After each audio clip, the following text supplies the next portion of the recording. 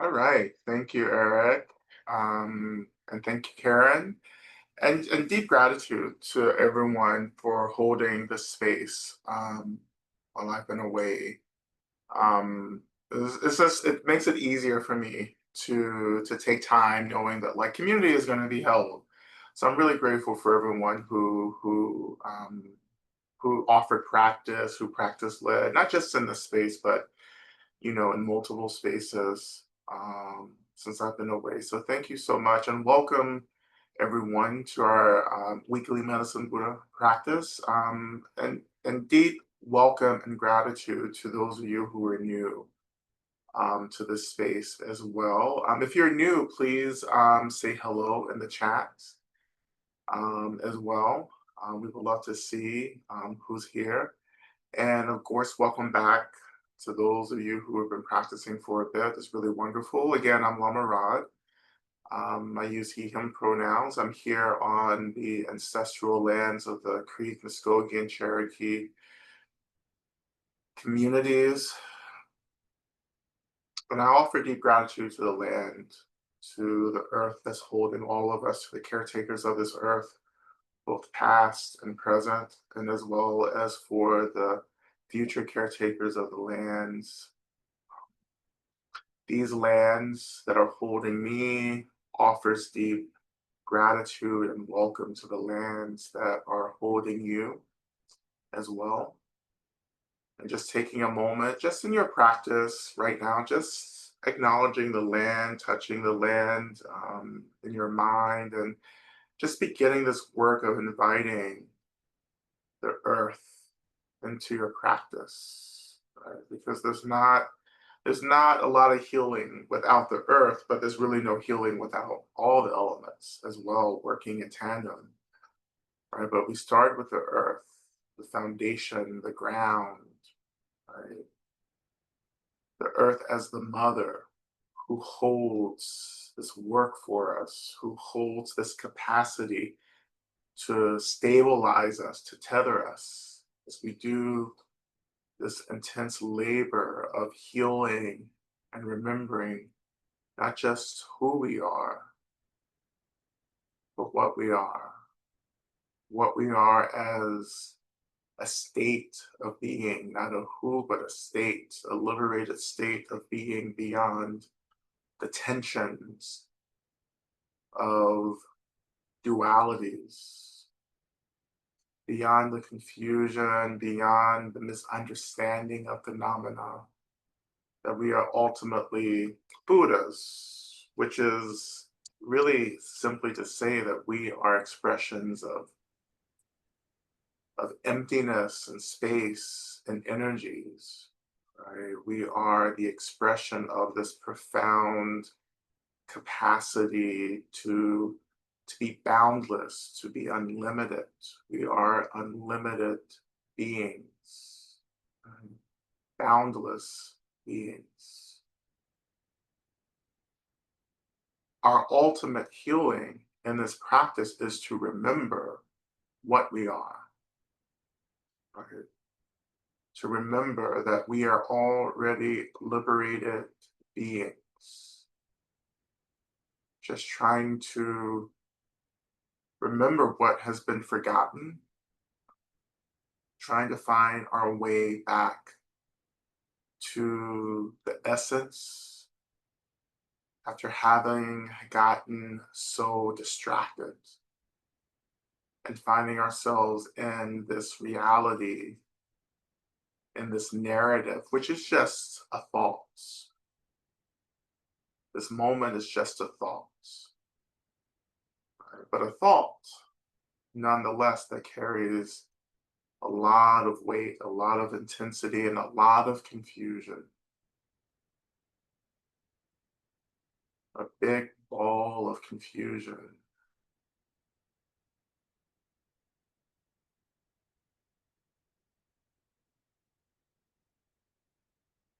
So we enter into our practice with this goal, always in Buddhist practice, in Dharma practice, there's only actually just one goal, which is to get free. which is to remember what we are, not to be happy, not to look good, not to feel great, not to be rich, right? Don't get me wrong, all that's wonderful, I suppose, right? But those are still very samsaric expressions. Like they still keep us spinning in these swirls, these cyclones of confusion and delusion, right? One can find happiness, right? And in the chaos, right? There are many happy people right now, right? As the world falls apart, right? As everything collapses, you can find a little piece of happiness and just stake your claim there. But even that's impermanence. That won't even last. Happiness is not lasting, right? It's a great emotional state, but what we're trying to get back to is the bliss that transcends any way of like any experience that we've ever had. Bliss is the natural expression of what we are, right? That's what we're trying to remember. And when you touch bliss, it will annihilate this confusion, right? Bliss, bliss does not tolerate anything that's not in alignment with the essence of everything, with the true nature of everything.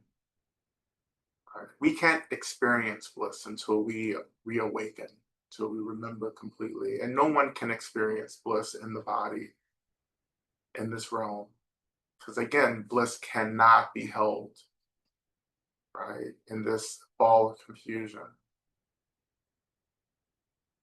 So we are practicing to remember to get back there because that's when we talk about healing in the practice of medicine, we're talking about liberation. We're talking about remembering ultimately.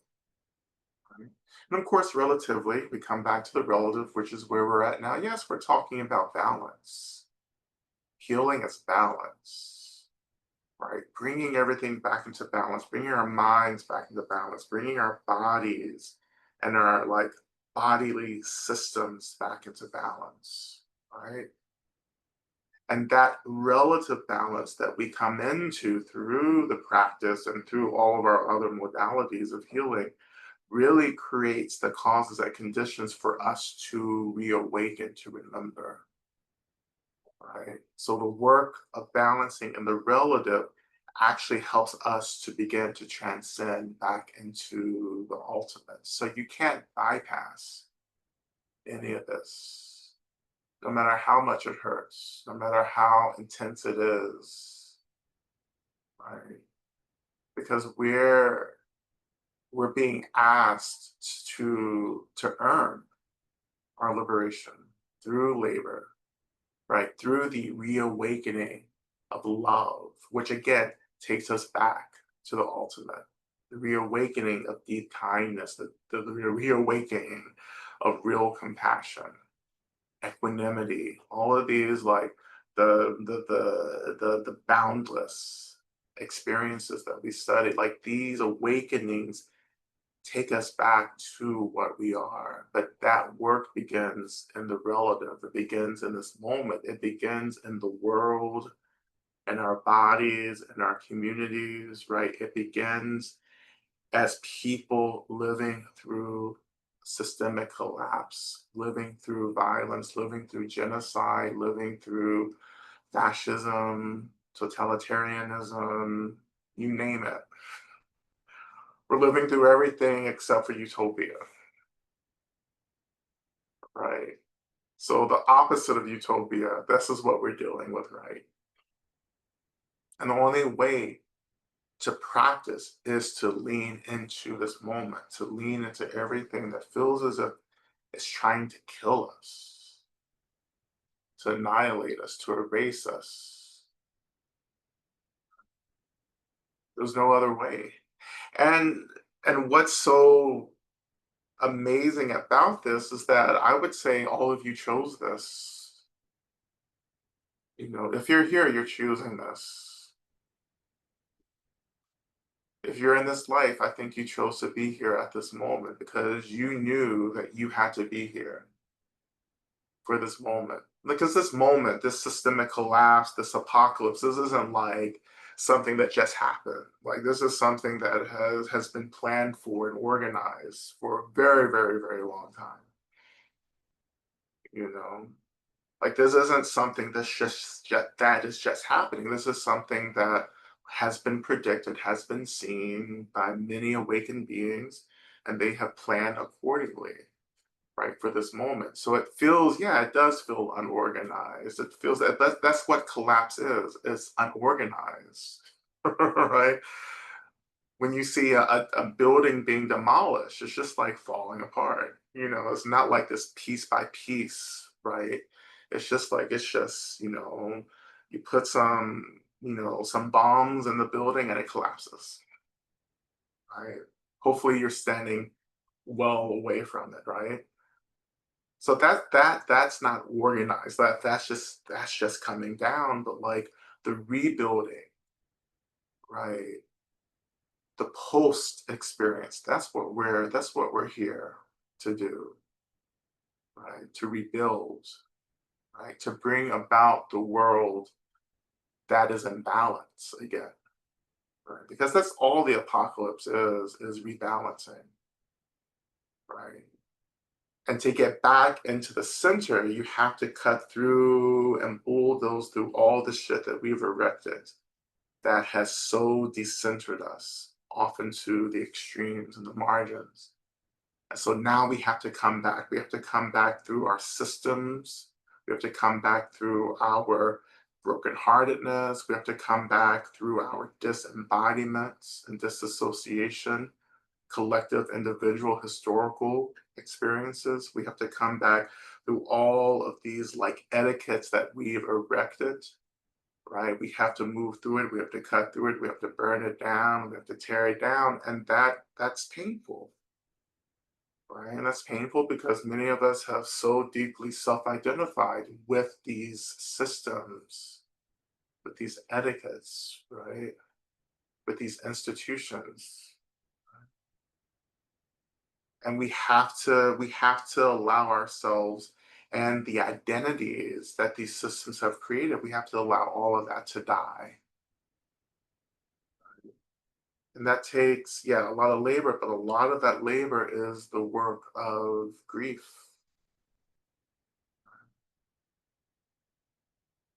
And it's overwhelming and it's intense, right? And it's okay. It's okay to struggle through it. It's okay to be overwhelmed. It's okay to some days to be like, just fuck it. I don't feel like fucking doing this. Fuck it. And fuck everyone. Right? It's okay. Like you vent, right? You have your little space and you come back and you do the work, right? And then when it's time to vent again, you go off and vent and then you come back. This is sustainable labor here. Like this isn't short-term labor. This is long-term labor. And all of you have been doing this labor for a very long time, not just this life, but for many lives. To meet in this moment, like in this space, although yes, this online space, but to meet in this moment under these conditions, right? To be interested in this profound lineage, right? To even be thinking about this integration of spiritual practice and the relative world, you know, means that like you have been training for this for a very long time. This isn't random. This isn't like by chance. This isn't because you're lucky. Buddhism doesn't do luck, right? Buddhism doesn't do hope either, but I say it does do hope. Actually, that's my innovation. But at this point, definitely, I'm very confident in saying that Buddhism isn't so much into luck, right? But it is into labor. It is into work that brings us to moments, brings us to experiences of spaciousness and awakening and clarity.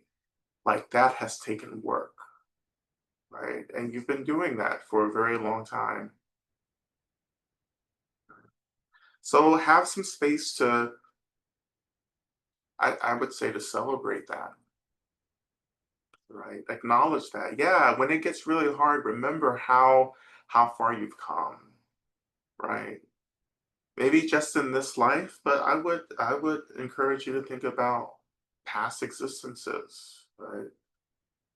Right? That again, that we're here in this moment, in this space, because we have all done really intense, like amazing, extraordinary work. Right. And I know it may, it may seem like dramatic to say that, but one day you'll get it. When you really think about the world, well, when you start thinking about the countless worlds and the countless beings and all the situations, right? And look at where you're at in all of this. To have this one aspiration to want to be of benefit, to want to heal on behalf of all beings, right? Because it's not just about us, it's about everyone. What you're doing in this practice is not just to benefit yourself, but it's to benefit all beings, both form beings, physical beings in the material realm, as well as, you know, more than human beings, as we like to say sometimes, or formless beings, right? The unseen. Like we're benefiting everyone in this practice. That is the awakening of real bodhicitta. Like this wish, this aspiration that everything that we do is in service of all beings and every being's awakening. And that's a very courageous aspiration. Bodhicitta takes a lot of courage. Right? And it's the most important thing that I think any human can do. I would say it's the most important thing that any unenlightened being can do, regardless of them being human. But any being who hasn't reached awakening, bodhicitta, or awakened care, as I call it as well in these saints, is the most important thing that we can thrive or work towards. If you do this work in your life, when it comes time to transition out of this world, you will be celebrated. Right?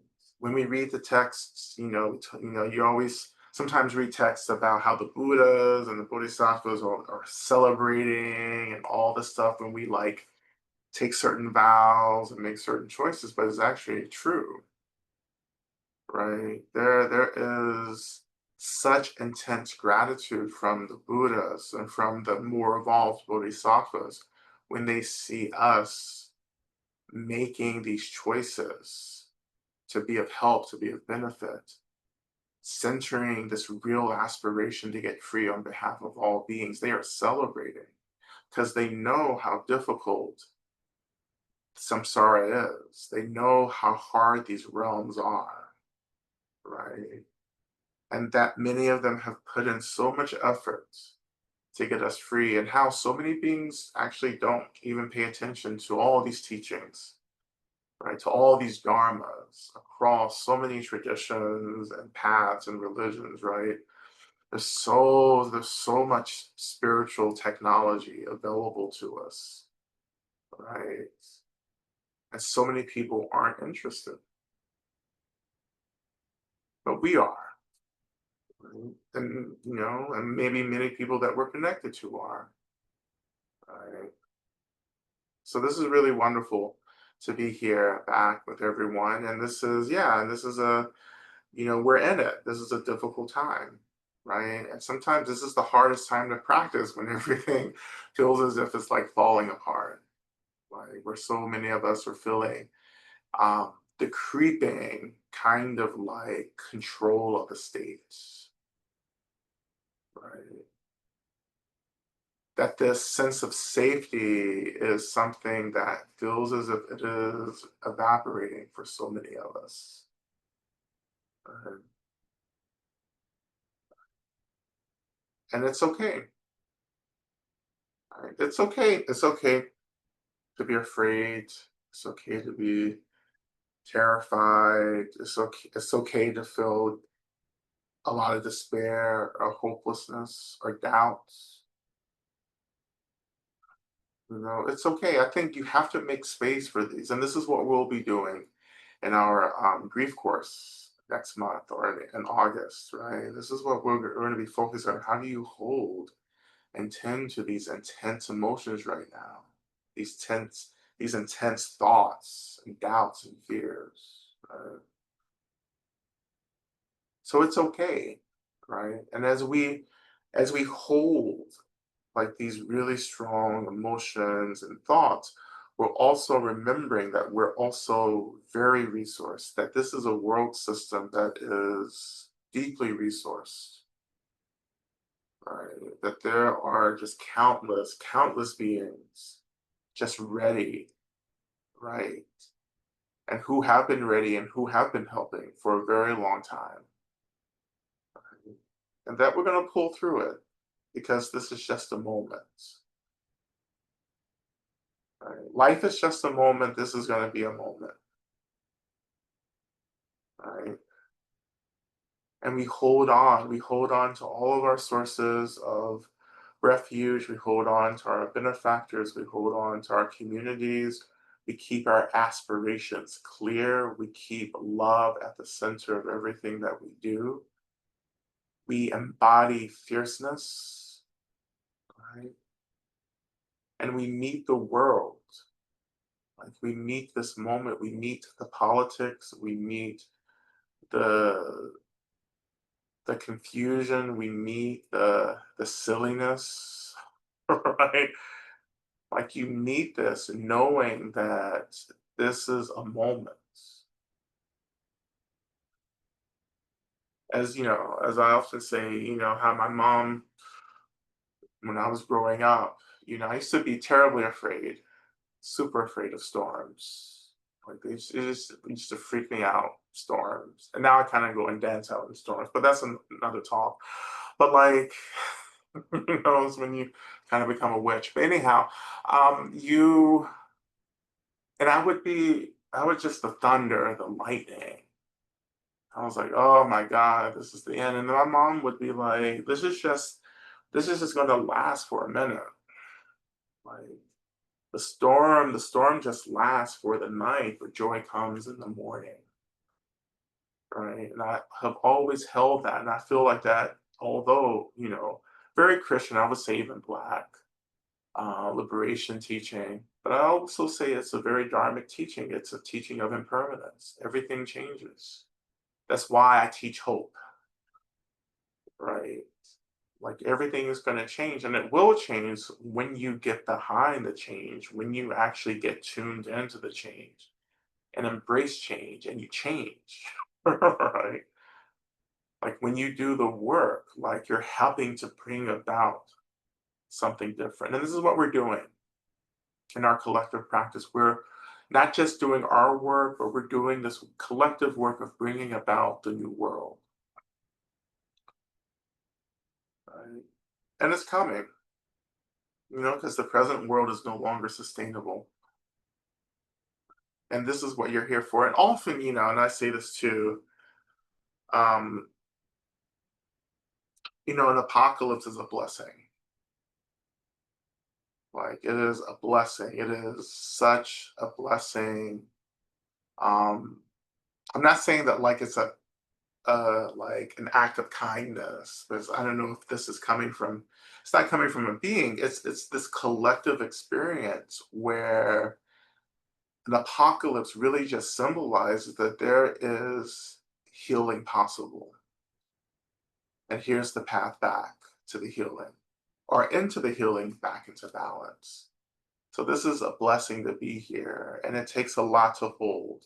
And if you really show up, and if you practice with me, you are showing up, by the way. I don't give you any choices. you know. Um, but if you are practicing, right, if you are showing up to this, then you're riding this, you're eating this, you're consuming this energy, you're grounding, right? You're moving this energy, like you're working and dancing with this energy, which is what is being asked of us, right? Not to just sit still and to feel and to let this density just kind of overwhelm us, but it's to start moving and working, right? And organizing and dancing and laughing, right? Not just the not this isn't necessarily about having fun, but it's about moving energy. This is the point of Tantra, to move the energy, shape this energy, direct energy, not just let it pool and get really dense and we lose capacity for anything, but we have to keep moving with it and shaking with it and rocking with it. You have to feel the spirit moving through you, like that spirit. And well, this is what we call it in the church, but the spirit is what's activating like our capacity to be in this really dynamic fluid relationship with this energy. Let it move you, like let it split you open, let it dissolve you and rebuild you. Like this energy is at our disposal, but don't just let it sit there. Like don't let it just get heavy, right? Like with like anything like if you're working with clay, like you have to keep clay working, or you just let clay sit there and it starts to dry, right? But we're not here to let shit dry. We're here to keep molding this energy, this clay into the world that we want to see.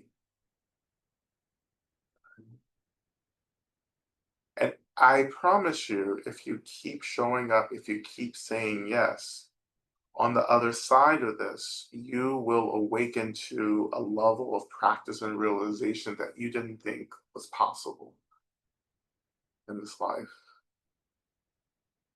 Also, this is why a lot of beings have reincarnated here, because this little shift that we're moving through is a great opportunity to practice, right? So there are beings who have taken on form and bodies in this world because they know that this moment is going to like generate a lot of clarity, right? And a lot of awakening, right? It's like those like what do you call them? Like some of us are these people that like um there's a particular name for them, but anyway, it's like people who just do this really intense shit because of the high, like they do all the extreme kind of like mountain sports and all this stuff everywhere, that's kind of what this is like. Right? This is real extreme, and there are a lot of beings in the universe who are like, well, I'm going to show up for this and ride this, and it's like the big wave. Like it's the big, what was that movie, The Big Kahuna? What was that from?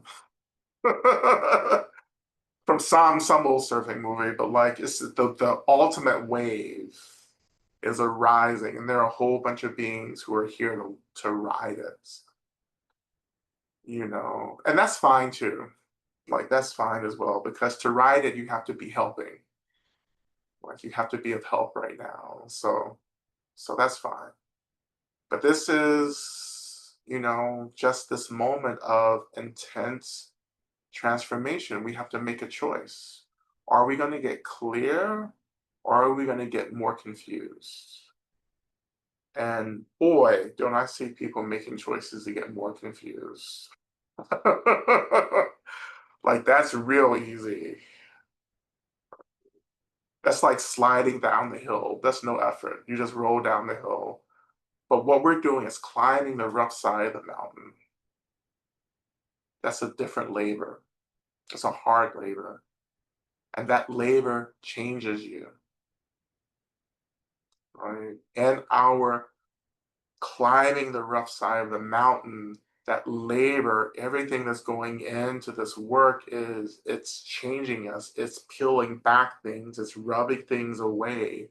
It's smoothing us out so that we become ready for the energy or the frequency of this new world, this new age that's coming about. So we have to stick with it. We're in it now. Like we are in it, right? Um, and some of us are doing okay, some of us aren't, right? And that's okay. That's fine, right? But this is why we gather together to do practices like medicine Buddhas, because we come back to reaffirm commitments, we come back to get support, we come back to open more channels and more blessings from the Buddhas. We come here to listen more deeply, to get the resources that we need so that we can continue this really hard climb, this really hard labor, right? And this medicine, right? The medicine from all the Buddhas, right? It is limitless.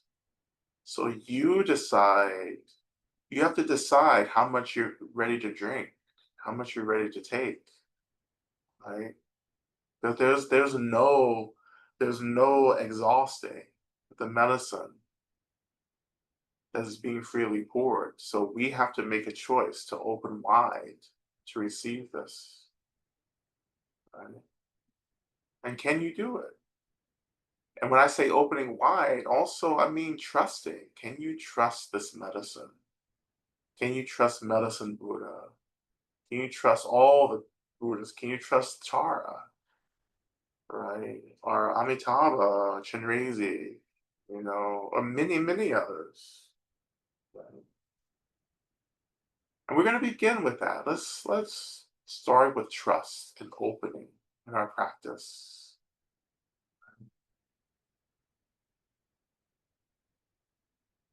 And so we're going to begin, just actually, as we always begin, I want you to find your seats, right? Which is, again, just bringing attention to the seats, to the weight of your body, allowing the seat to rise to hold you.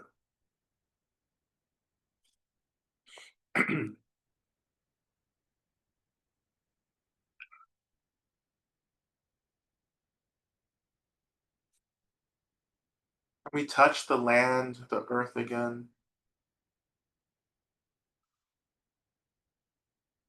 and we offer prayers, aspirations to the earth. And in these prayers, we pray to the earth as the mother, that the earth tether us and ground us, that we feel the love of the earth and of the land, as well as the love of our plant allies and relations, to feel that tethering as an expression of just deep love, deep care for us.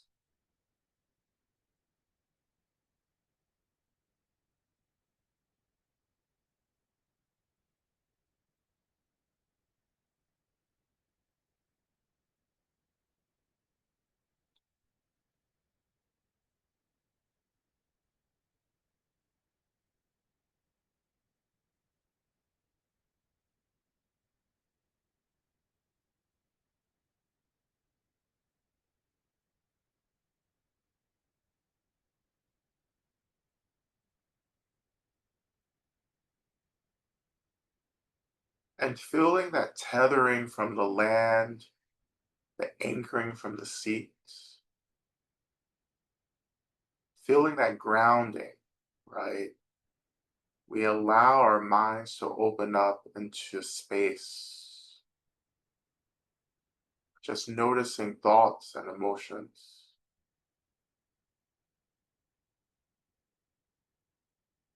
beginning to rest our awareness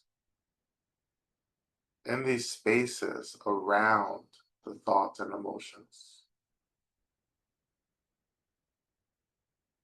where we're not focusing on one thing in particular, but actually directing our focus into space itself,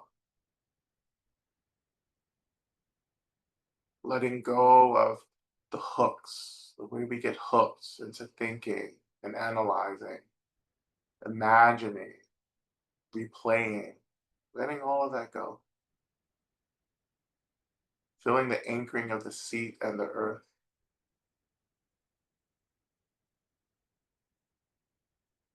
We feel ourselves really close to the earth, not in the middle of the air, but really close, feeling the density of the seats of our bodies, of the land,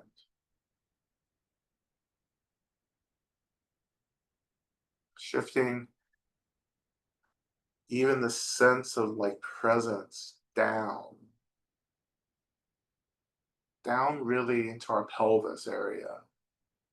Again, where our bodies and the seat meet, feeling that kind of expression of awareness and being really low in the body.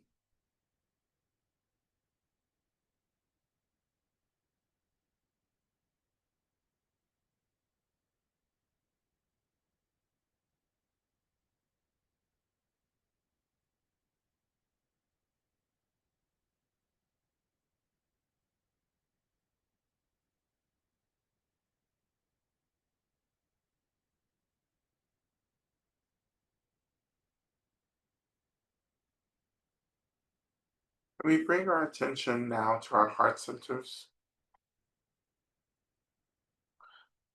If you like, you can also bring the palm of your hand, the hand up to the heart center, just to create a little bit more of a connection, of a grounding, the upper chest.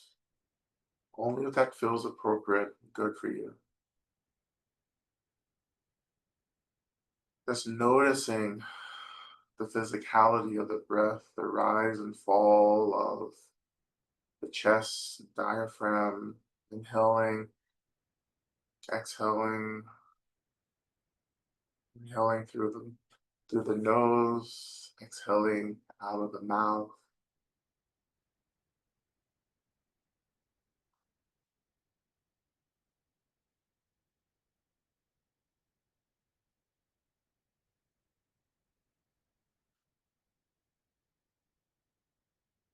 and slightly letting go of the focus on the breath and turning some attention to contemplating, reflecting just on how you're doing in this moment.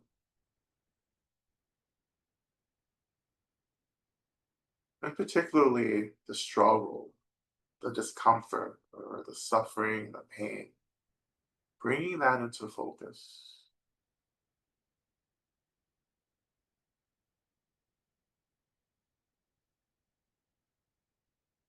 and imagining as we're reflecting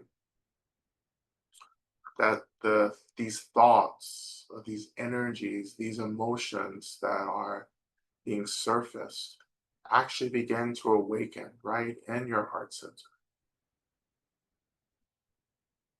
All the struggles, the fear, the despair, the terror, the grief, the anger, or the loneliness, confusion, apathy, the hate,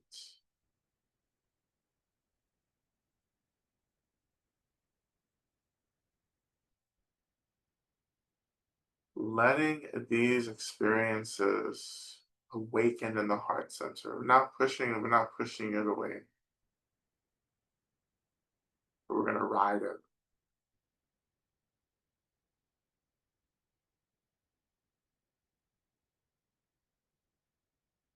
And as we awaken these experiences, we begin to also reflect on the real facts that we are not the only ones experiencing these emotions, these energies, these thoughts, that we are within a community. We belong to a vast, numberless community of beings that are feeling the exact same way. so that we are not alone.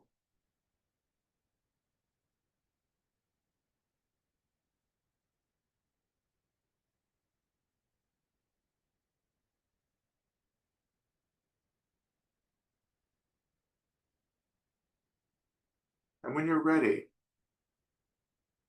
we turn our attention to our first mantra, our mantra of evoking mantra. Om Menla Sangye Kino Soha, medicine Buddha, think of me.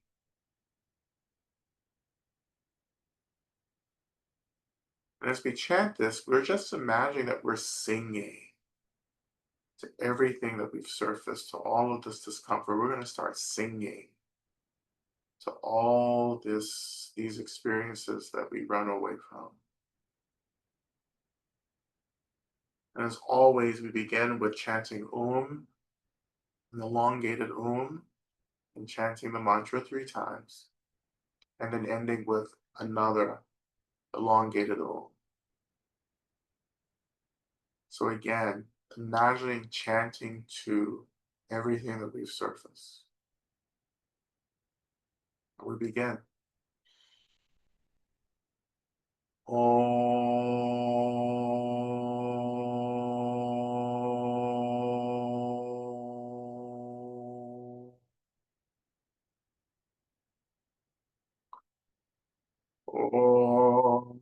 Sangye Hino So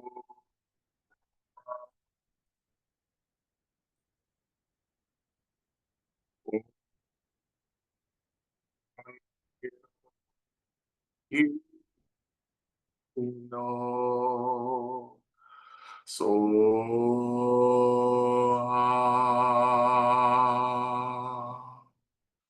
Om Sangye Hino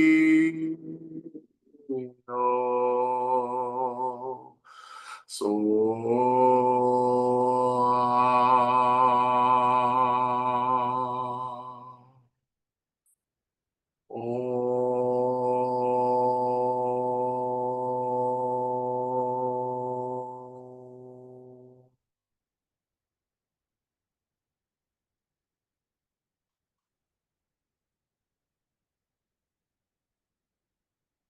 And slowly we begin to imagine that all of these energies, thoughts, emotions, states, everything begins to radiate with this soft white light in the heart center. And everything begins to dissolve into this white light. And how everything dissolves back into emptiness.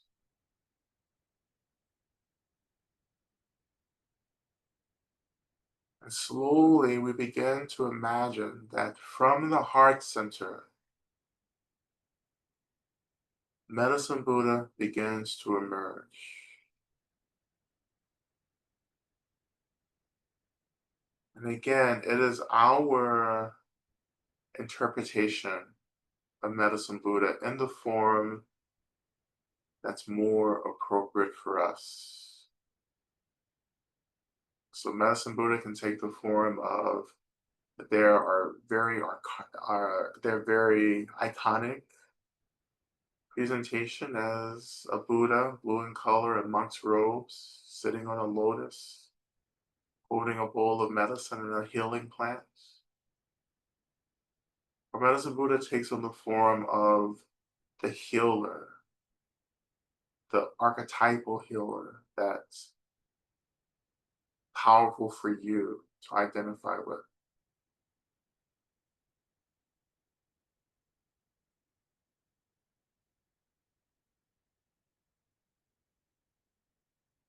And as Medicine Buddha takes form, and whatever form they're taking for you, Medicine Buddha begins to radiate this brilliant white light through the body as well.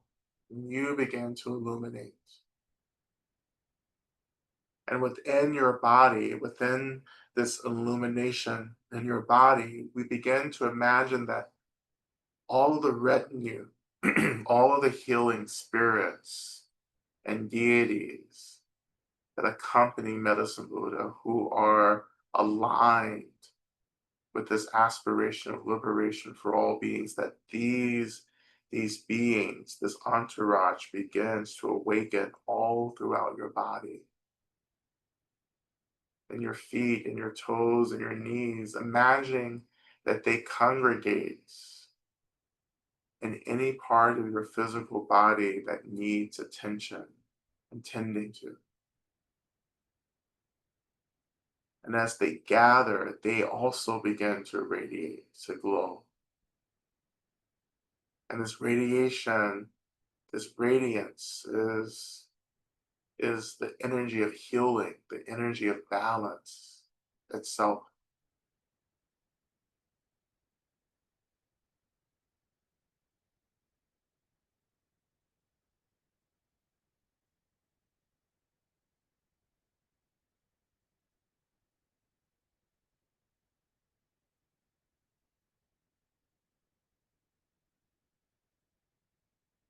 And allowing yourself to sit within this experience, this visualization. And again, you don't have to experience anything or see anything in the practice. Just having a belief that this is happening is also really powerful. So wherever you're at in the practice, it's okay. But we're just allowing the blessings of the practice to be as we turn our attention to the main mantra, Teata, Bekenze, Ma Bekenze, Rasa, Sumungate, Soha, which you will find in the chat.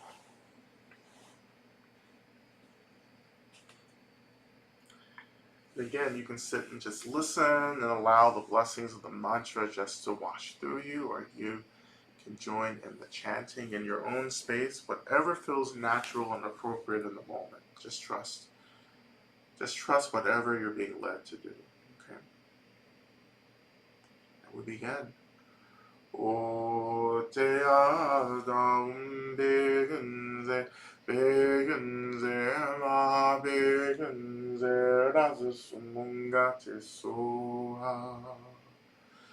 Te adam begenze, begenze, ma begenze, razus mungate soha. Te adam begenze, begenze, ma begenze, razus mungate soha. Te adam begenze, begenze, ma begenze, razus mungate soha. Te adam begenze, begenze, ma begenze, razus mungate soha. Te adam begenze, begenze, ma begenze, razus mungate soha. Te adam begenze, begenze, ma begenze, razus mungate soha. Te adam begenze, begenze, ma begenze, razus mungate soha. Te adam begenze, begenze, ma begenze, razus mungate soha. Te adam begenze, begenze, ma begenze, razus mungate soha. Te adam begenze, begenze, ma begenze, razus mungate soha. Te adam begenze, begenze, ma begenze, razus mungate soha. Te adam begenze, begenze, ma begenze,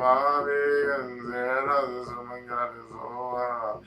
They are the one big and ma big and zero suman got his over. They are the one big and ma big and zero suman got his over. They are the one big and ma big and zero suman got his over. They are the one big and ma big and zero suman got his over. They are the one big and ma big and zero suman got his over. They are the one big and ma big and zero suman got his over. They are the one big and ma big and zero suman got his over. They are the one big and ma big and zero suman got his over. They are the one big and ma big and zero suman got his over. They are the one big and ma big and zero suman got his over. They are the one big and ma big and zero suman got his over. They are the one big and ma big and zero suman got his over. They are the one big and ma big and zero suman got his over. They are the one big and ma big and zero suman got his over. They are the one big and ma big and zero suman got his over. They are the one big and ma big and zero suman got his over. They are the one big and ma big and zero suman got his over. They are the one big and ma big and zero suman got his over. They are the one big and ma big and zero suman got his over. They are the one big and ma big and zero suman got his over. They are the one big and ma big and zero suman got his over. They are the one big and ma big and zero suman got his over. They are the one big and ma big and zero suman got his over. They are the one big and ma big and zero suman got his over. They are the one big and ma big and zero suman got his over. They are the one big and ma big and zero suman got his over. They are the one big and ma big and zero suman got his over. They are the one big and ma big and zero suman got his over.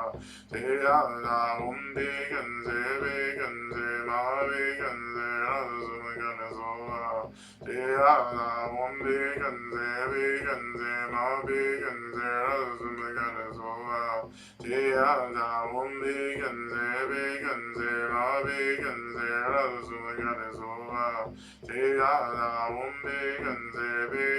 ma big and zero suman got his over. They are the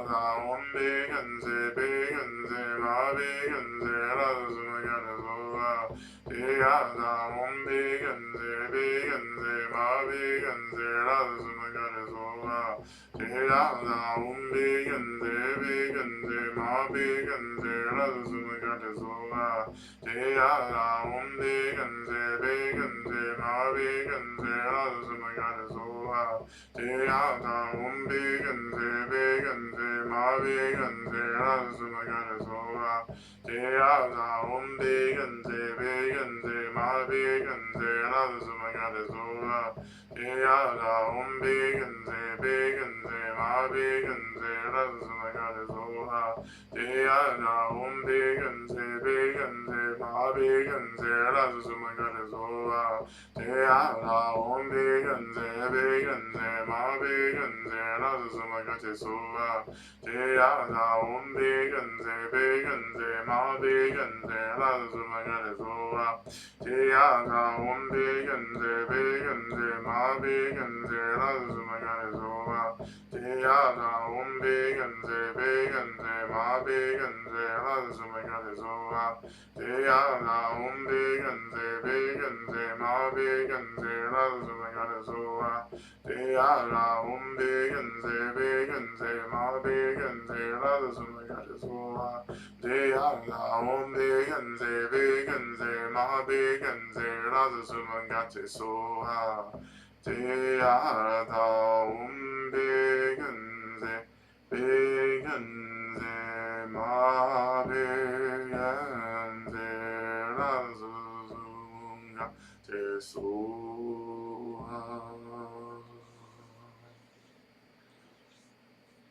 I'm just turning my attention to our prayer requests, and I call into our space all the Buddhas and the Bodhisattvas, Yidams, dormant protectors, all spirits of light, all deities of liberation. I'll call into the space all the elements and all the spirits and the guardians of the elements, all the benevolent ancestors, all of our descendants. We call in all beings across the universe, both form and formless, to hear these prayers and to work on our behalf to bring about the fruition of these prayers on behalf of our community.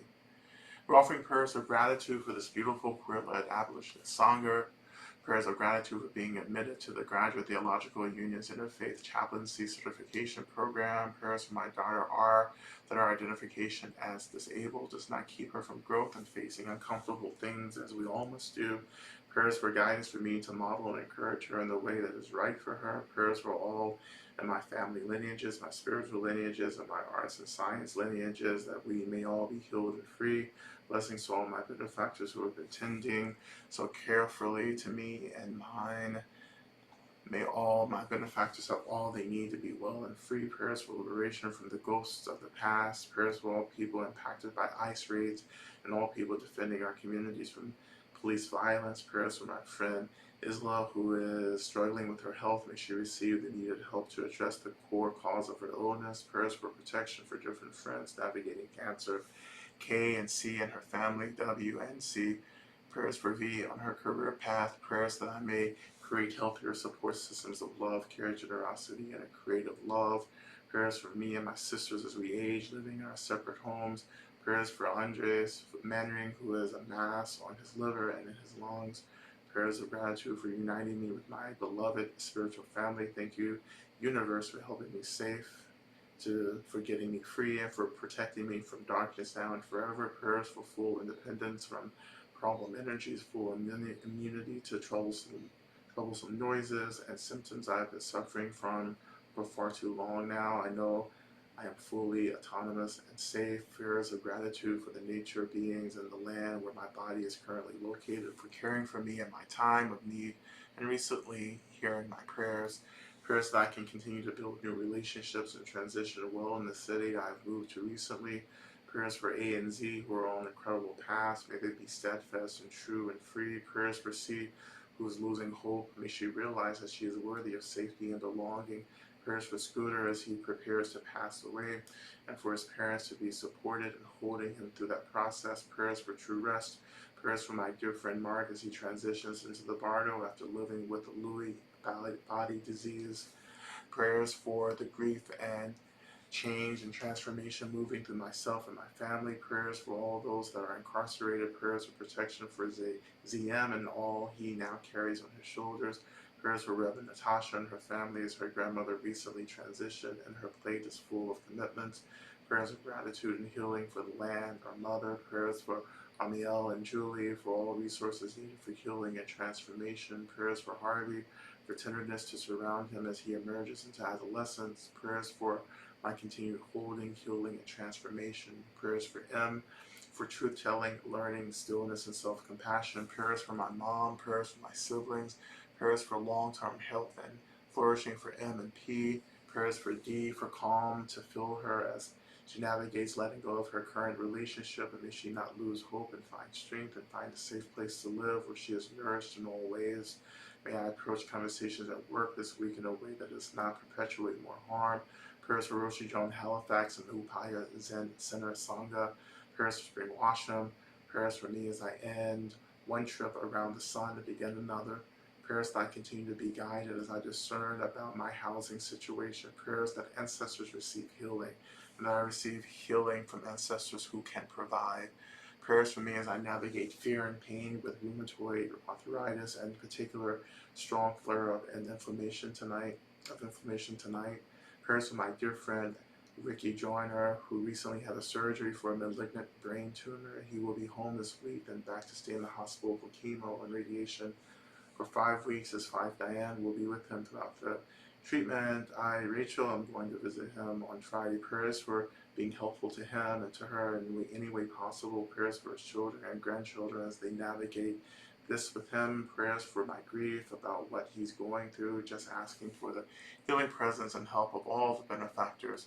Prayers that I heal my relationship to receiving abundant resources such as care, money, and health and wealth to support me on my path. Prayers that I may release the past, no longer fixate on what is not mine, to fix and embrace the present and the endless love in our community. Offering prayers for Medicine Buddha, please protect and guide me in my workplace where I'm being targeted. Please help me stay financially stable and abundant here and elsewhere. Please heal all the hate and dividedness in the U.S. and the globe. Heal our hearts so we can see we are one big family. Focus on love, wisdom, and healing. Please protect all the people and places that are in conflict and violence. Please heal all survivors of sex and gender-based violence. Prayers for A, J, and A who are in the hospital, and may they have good care, support, and deep healing and recovery. Prayers for the grief that is coming through me, may it be experienced and released. I continue to offer prayers for my aunt still recovering from a major stroke in the hospital. I continue to pray for all those in our world who are still being deeply victimized by the systems of oppression and violence. I lift up all the prayers that still remain unspoken, unarticulated. I offer these to our benefactors and sources of refuge as well. I pray for the abolition of all systems of violence, that we remember who and what we are, that we bring about the new world where we all have access to the resources that we all need to be well, safe, happy, and may that happen as quickly as possible through the blessings of this practice and all of our benefactors. May it be so. And we offer these prayers to the feet of all of the benefactors, all the ones who can work on our behalf.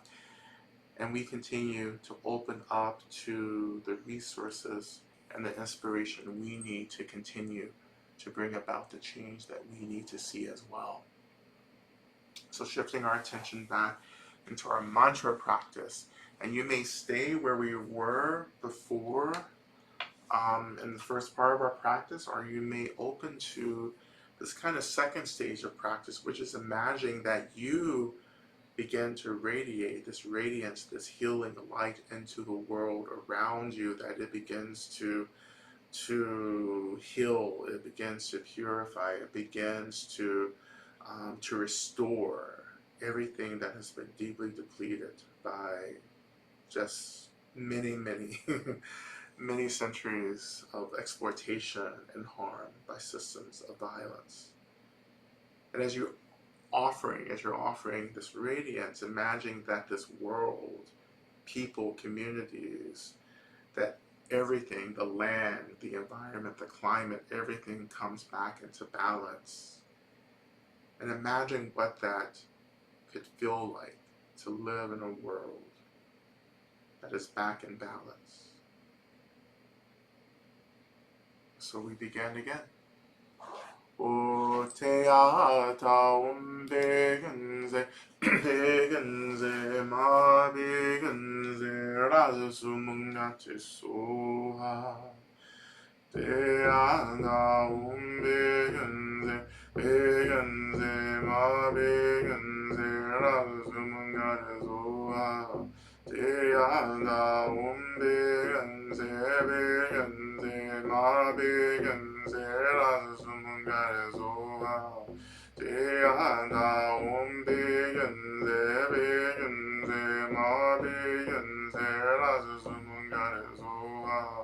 Deyada umbigenze bigenze ma bigenze Razumangarizoa Deyada umbigenze bigenze ma bigenze Razumangarizoa Deyada umbigenze bigenze ma bigenze Razumangarizoa Deyada umbigenze bigenze ma bigenze Razumangarizoa Deyada umbigenze bigenze ma bigenze Razumangarizoa Deyada umbigenze bigenze ma bigenze Razumangarizoa Deyada umbigenze bigenze ma bigenze Razumangarizoa Deyada umbigenze bigenze ma bigenze Razumangarizoa Deyada umbigenze bigenze ma bigenze Razumangarizoa Deyada umbigenze bigenze ma bigenze Razumangarizoa Deyada umbigenze bigenze ma bigenze Razumangarizoa Deyada umbigenze bigenze ma bigenze Razumangarizoa Deyada umbigenze bigenze ma bigenze Razumangarizoa Deyada umbigenze bigenze ma bigenze Razumangarizoa Deyada umbigenze bigenze ma bigenze Razumangarizoa Deyada umbigenze bigenze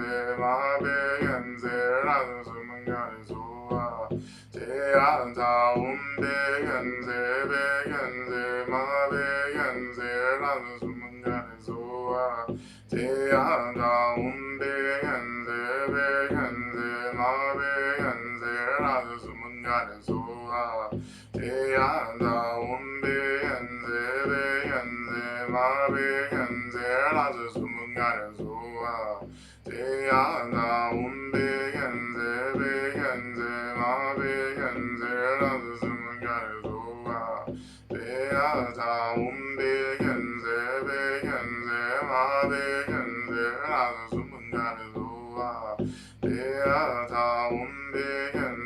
bigenze ma bigenze Razumangarizoa Deyada umbigenze bigenze ma bigenze Razumangarizoa Deyada umbigenze bigenze ma bigenze Razumangarizoa Deyada umbigenze bigenze ma bigenze Razumangarizoa Deyada umbigenze bigenze ma bigenze Razumangarizoa Deyada umbigenze bigenze ma bigenze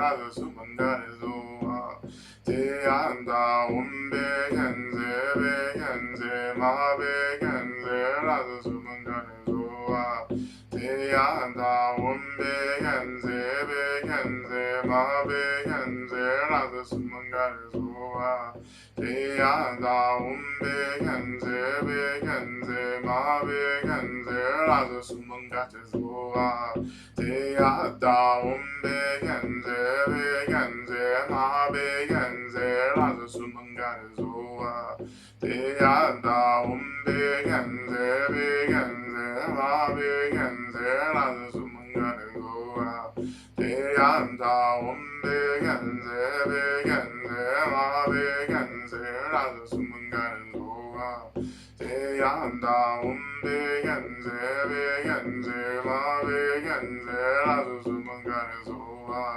Deyada umbigenze bigenze ma bigenze Razumangarizoa Deyada umbigenze bigenze ma bigenze Razumangarizoa Deyada umbigenze bigenze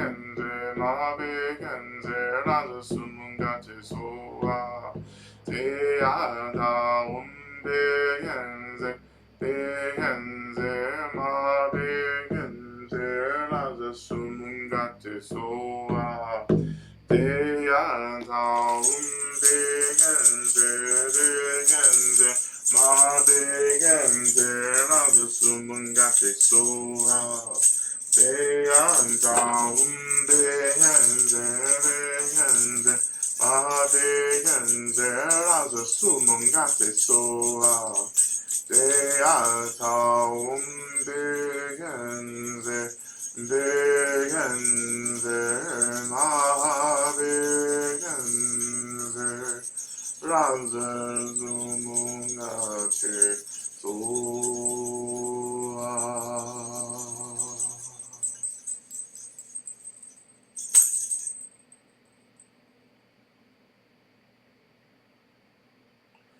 So turning your attention back to your body, to the medicine Buddha radiating from your heart center,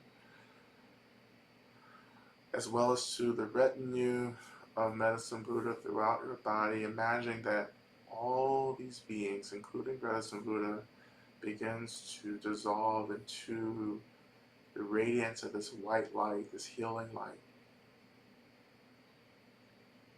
And that this light also begins to dissolve our physical bodies into light.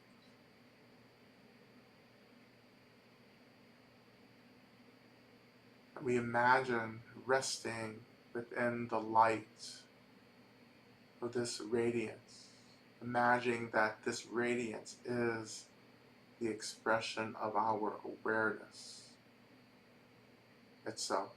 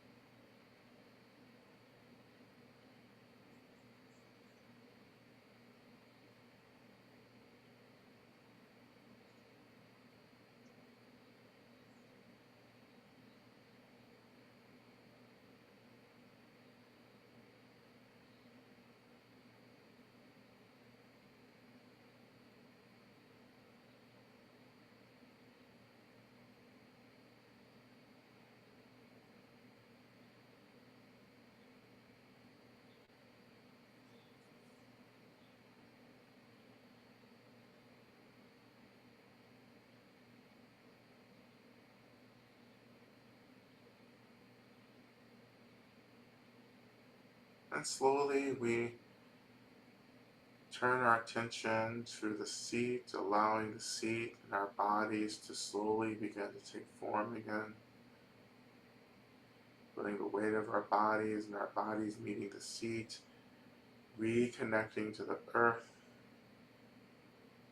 and the tethering of the earth of the land.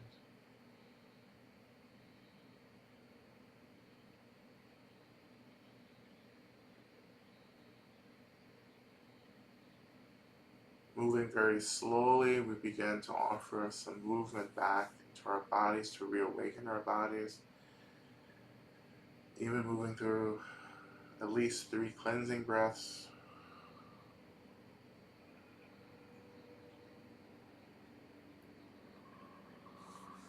If you need a little more support too, we're just bringing our palms together, just like a little clap. And then beginning to rub our palms together to just awaken this energy, this long, feeling that energy as heat, awakening in our palms. And when you're ready, bringing those palms up to our eyes, to our forehead, to our cheeks, feeling that influx of energy.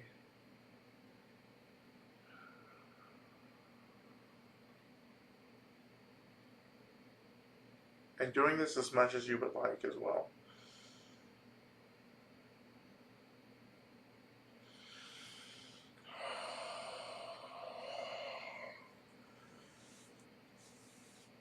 Okay. And when you're ready, bringing your attention to the chat, we say our closing prayer.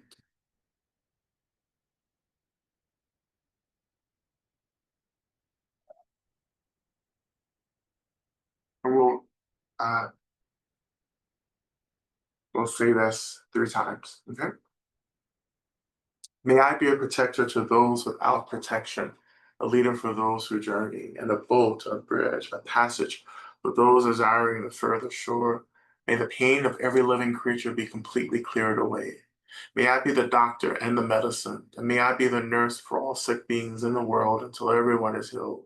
Just like space and the great elements such as Earth, I always support the life of all the boundless creatures, and until they pass away from pain, I also be the source of life for all the realms of varied beings that reach into the ends of space. May I be a protector to those without protection, a leader for those who journey, and a boat, a bridge, a passage for those desiring the further shore. May the pain of every living creature be completely cleared away. May I be the doctor and the medicine, and may I be the nurse for all sick beings in the world until everyone is healed. Just like space and the great elements such as Earth, I always support the life of all the boundless creatures, and until they pass away from pain, may also be the source of life for all the realms of varied beings that reach into the ends of space. Finally, may I be a protector to those without protection, a leader for those who journey, a boat, a bridge, a passage for those desiring the further shore.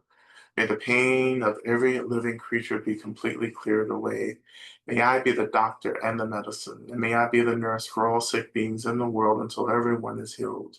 Just like space and the great elements such as Earth, may I also support the life of the boundless creatures. And until they pass away from pain, may I also be the source of life for all the realms of varied beings that reach unto the ends of space.